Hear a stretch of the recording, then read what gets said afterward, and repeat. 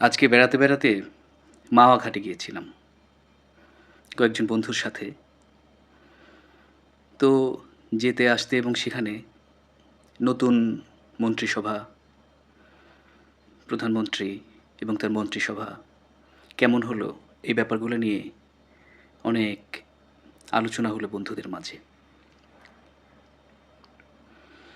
তো মোটামুটি তরুণ এবং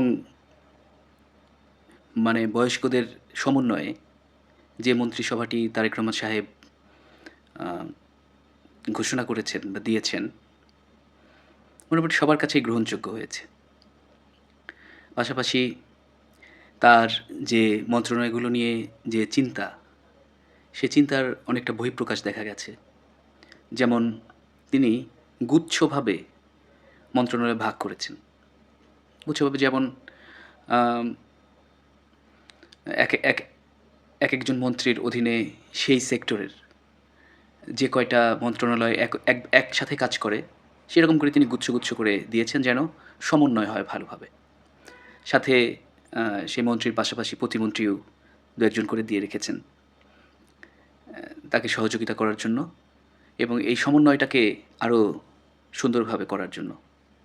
যেমন ধরেন শেখ রবিউল আলম, তাকে সড়ক, আ রেল এবং নৌ যোগাযোগ যে সেক্টরটা, সেই পুরোটা সেক্টরের মন্ত্রী করা হয়েছে। আগে এটা আলাদা, আলাদা ছিল। কেউ সড়ক মন্ত্রী হতো, কেউ নৌমন্ত্রী হতো, নৌ পরিবহন মন্ত্রণালয়। আবার কেউ রেলমন্ত্রী হতো। এখন সেটাকে একটা জায়গায় নিয়ে আসা হয়েছে, কারণ এই সবগুলোই হচ্ছে আমাদের দেশের যোগাযোগের মাধ্যম। তো সেই হিসেবে আমি মনে করি যে সমন্বয়টা যেন সঠিকভাবে হয়, সেজন্য একজনের অধীনে এগুলো দিয়ে তার সাথে আরও তাকে সহযোগী হিসেবে আ রেখে এই যে সমন্বয়টা এখন ভালোভাবে হবে বলে আমরা মনে করছি। পাশাপাশি আমরা যদি এই সেক্টর নিয়ে যে আ এই যে সড়ক, রেল এবং নৌ, এখানে আ যারা কাজ করে, শ্রমিক, সড়ক শ্রমিক, এরপরে আ নৌ শ্রমিক, এরপরে রেল শ্রমিক, এই যে এস এই এই এই এই ব্যবস্থাটার সাথে যারা সম্পৃক্ত, একদম সরাসরি যাদের স্বার্থ সংশ্লিষ্ট বিষয়ে জড়িয়ে রয়েছে, সেই স্বার্থ সংশ্লিষ্ট বিষয়ে শ্রমিকদের যারা নেতৃত্ব দিয়ে এসেছেন এ পর্যন্ত, তাদের কাউকে যদি এই সেক্টরে অ্যা পদায়ন করা হতো, তাহলে তারা বলছেন যে ব্যাপারটি আরও ভালো হতো, আরও সুবিধের হতো। রাষ্ট্র এই সেক্টরগুলো চালানোর জন্য, তার জন্য আরও সুবিধার হতো। যেহেতু আম শেখ রবিউল আলম বলেন, আর তার সাথে রাজীব আহসান, হ্যাঁ, শেখ রবিউল আলম ত্যাগী নেতা।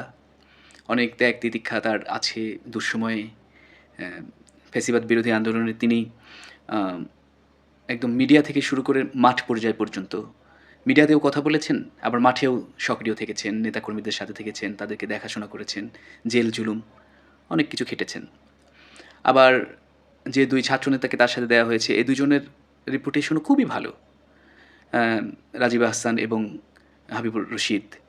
এই ২ জনের রেপুটেশন খুবই ভালো। ছাত্রদের মাঝে তাদের অনেক বেশি গ্রহণযোগ্যতা রয়েছে। এলাকায় তাদের গ্রহণযোগ্যতা রয়েছে। যেহেতু তারা বড় বড় দলের যে অঙ্গ সংগঠনগুলোর প্রধান হিসেবে কাজ করেছেন, তাদের অনেক নেতাকর্মীরা তাদের হাত ধরে হয়েছে। ঠিক আছে, সবই ঠিক আছে। কিন্তু যেহেতু এই সড়ক সেক্টরটা, নৌ সেক্টরটা পরিবহন সেক্টর, এবং এই পরিবহন যে শ্রমিকদের সাথে, সারা বাংলাদেশের পরিবহন শ্রমিকদের সাথে সম্পর্কিত, তাদের চেয়েও তাদের গ্রহণযোগ্য ব্যক্তি আ বিএনপিতে ছিল। আমরা অতীতে দেখেছি যে যখন ফ্যাসিবাদ বিরোধী আন্দোলন হয়েছে, তখন এই শ্রমিক সেক্টরের সমন্বয়কের দায়িত্ব পালন করেছেন অ্যাডভোকেট শামসুর রহমান শিমুল বিশ্বাস। এবং শুধু তাদের তিনি কিভাবে সমন্বয়কের দায়িত্ব পালন করেছেন? তিনি তো দায়িত্বটাকে দায়িত্ব হিসেবেই নিয়েছিলেন।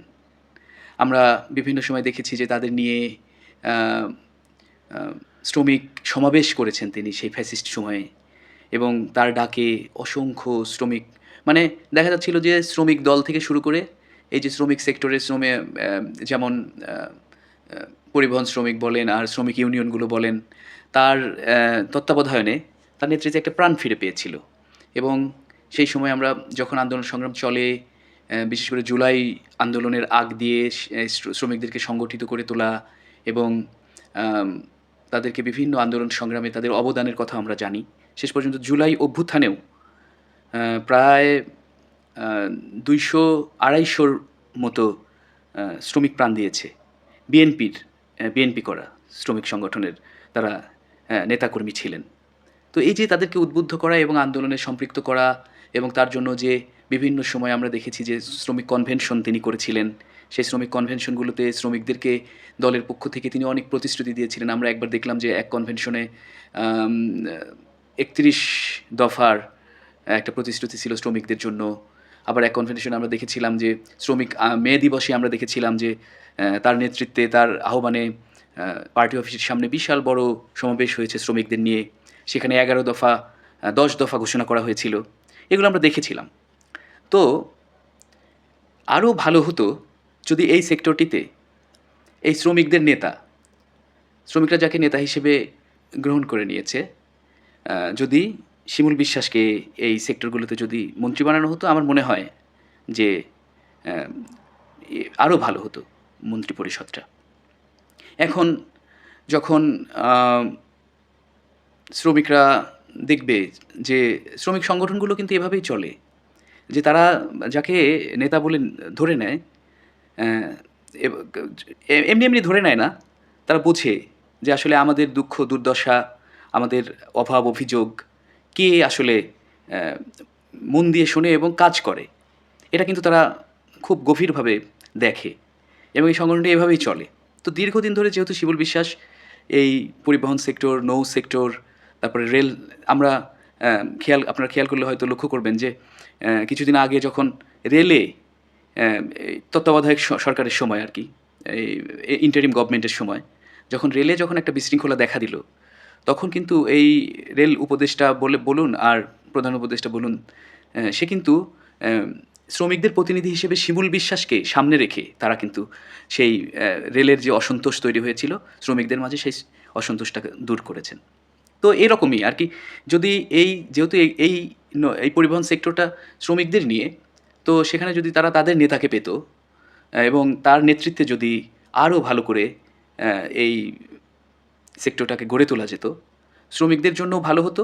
আর শ্রমিকদের জন্য ভালো হওয়া মানেই তো বিএনপির জন্য ভালো হওয়া। কারণ আমরা মনে করি যে 17 বছর আন্দোলন সংগ্রামের মধ্য দিয়ে যে দল ফ্যাসিস্টকে পরাজিত করে, যে গণতান্ত্রিক যে বেগম খালেদা জিয়া থেকে শুরু করে সর্বশেষ তারেক রহমানের যে বাণী, গণতন্ত্রকে পুনঃপ্রতিষ্ঠিত করার যে কথা, সেখানে শ্রমিকরা ভালোভাবে অবদান রাখতে পারত এবং তারা তারা বিচ্ছিন্ন না থেকে একত্রিত হয়ে এই শ্রমিক দল কিংবা বলুন এই বিএনপি সরকারকে তাদের নিজেদের সরকার হিসেবে গ্রহণ করে নিয়ে ভালোভাবে অ্যাক্ট করতে পারত। এখন তারেক রহমান সাহেব কি চিন্তা করে তাদেরকে মন্ত্রী বানিয়েছে, হয়তো তার আরও কোনো পজিটিভ ভালো চিন্তা থাকতে পারে যে এইজন শেখ রবিউল আলম, রাজীব হাসান এবং হাবিবুর রশিদের নেতৃত্বে এটা হয়তো ভালো চলবে। হয়তো সেটা হয়তো আমার জানা নেই, হয়তো তার আরও কোনো ভালো চিন্তা থাকতে পারে। তবে এই নৌ যে সকল জাহাজ এবং ফেরি, তারপরে নানা রকমের যে নৌপথ, তার সাথে যারা পরিবহনের সাথে যারা সম্পৃক্ত, তাদের সাথে আবার নতুন করে শ্রমিকদের নেতা হয়ে উঠতে হবে। এই বর্তমান যারা মন্ত্রী হয়েছেন তাদের একটা চ্যালেঞ্জ রয়েছে। ঠিক একইভাবে সড়ক শ্রমিক এবং মালিক, তাদের সাথেও সম্পর্কটা ওইভাবে বিল্ড আপ করে নিতে হবে।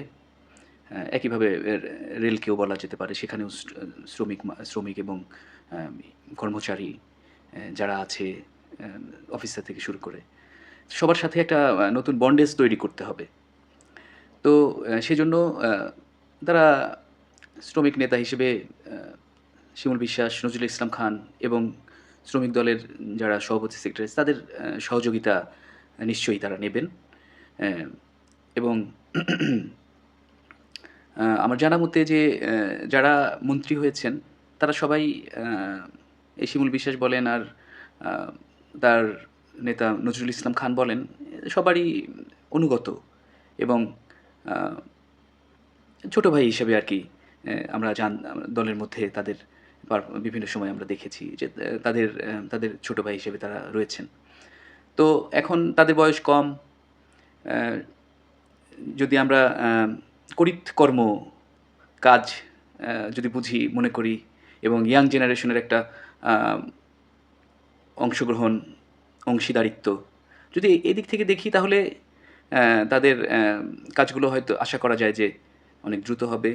অনেক দ্রুত গতিতেই তারা শ্রমিকদের মাঝে নিজেদের নেতৃত্বটাকে নিয়ে যেতে পারবেন এবং প্রয়োজনে তারা তাদের শিমুল বিশ্বাস বলেন আর খান বলেন পাশাপাশি শ্রমিক দলের আরও যারা নেতৃবৃন্দ আছে তাদের সাথে সমন্বয় করে সুন্দরভাবে হয়তো মন্ত্রণালয়টা তারা পরিচালনা করতে পারবেন। তো সবার জন্য শুভকামনা। আর তারেক রহমান সাহেবের জন্য শুভকামনা। নতুন গভর্নমেন্ট গঠিত হয়েছে। দেশের জন্য, দেশের গণতন্ত্রের জন্য, মানুষের জন্য ভালো কিছু করবেন বলেই আমরা তাকিয়ে আছি।